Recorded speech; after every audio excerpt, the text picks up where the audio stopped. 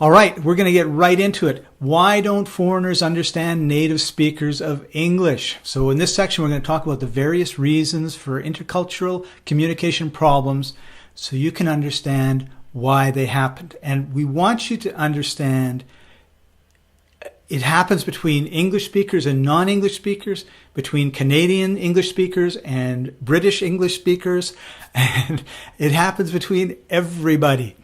And so, Martin, intercultural communication has become a big thing these days, particularly with this globalization that's occurred over the last 10, 20 years. There used to be this attitude, why can't foreigners learn English properly?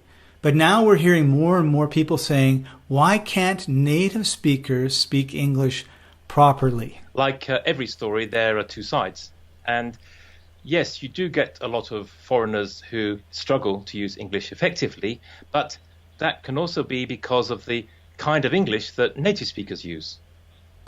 So you're not talking here about British English versus Canadian English versus American English? No, that's a small part of it.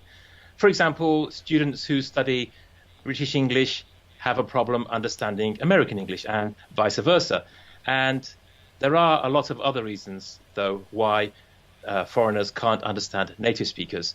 And I think you can sum that up into one concrete idea, which is lack of awareness. We were discussing that before, how it isn't just how native speakers not understand the new culture, but their own lack of self-awareness. Yeah, exactly.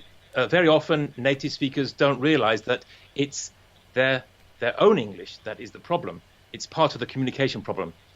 I think we've moved on from that old-fashioned idea that the onus is on the foreigners to understand us and we don't have to make any effort at all. Right.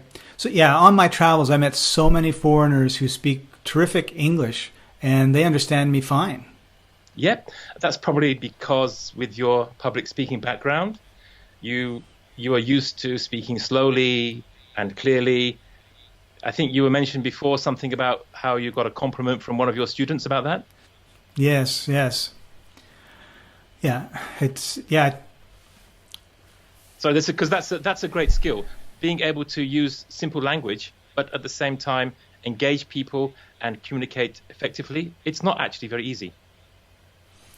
Yeah, I actually got a very nice message from one of my students in a podcasting course that I teach, and he thanked me for speaking slowly and clearly so that he could understand what it was that I was talking about. And there was another teacher that I watched a lot of his courses because the information he had was excellent. But in the beginning, he drove me crazy. The way that he spoke, the way that he enunciated, it was just like, it was grating. And then he did a video on YouTube or something that I saw, and he explained that 60% of his students are outside of England and North America. In other words, they know another language before they learned another language before they learned English. And so he said, the way I speak is so those people don't have as hard a time understanding what I'm trying to say. And I thought, and now I understood. And because I understood why he was doing what he was doing, the communication flowed a lot better. Was no longer distracted by this American speaker who I knew did not talk to anybody else the way he was talking to the camera. And it was actually kind of funny. You see, the native speakers are the problem, not the foreigners. That's right. So we're going to talk about that now. 10 reasons why foreigners don't understand native speakers of English. Maybe 11 or 12. I think once I get started, I might think of a few more. So we'll see. So 11 or 12 problems. And I hope you have some solutions as well. Oh, yeah, definitely. There's a lot you can do to help. Yeah, no problem.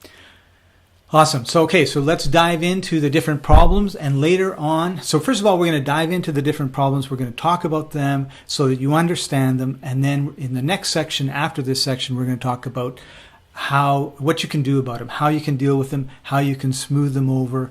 And so they're no longer something that causes frustration in the workplace or frustration in your friendships.